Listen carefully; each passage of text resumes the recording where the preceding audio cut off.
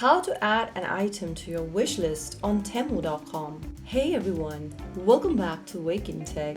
In this video, we'll show you how to add an item to your wish list on Temu in just a few simple steps. First things first, launch open any web browser of your preference and type in Temu.com in the URL box and search. Also make sure that you are logged into your Temu account by entering your account's credentials. Once you're signed into the homepage of Temu, next, browser search for the item you want to save.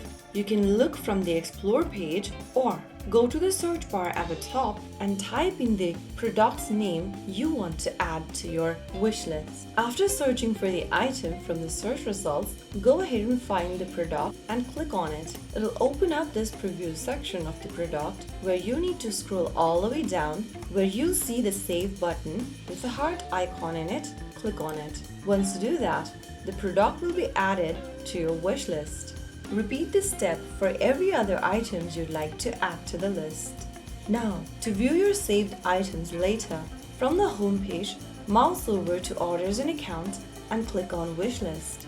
Now your wish list will be displayed on the page. So that's how you easily add a product or an item to your wish list on Temu.com. If you found the video helpful, don't forget to like, share and subscribe to our channel.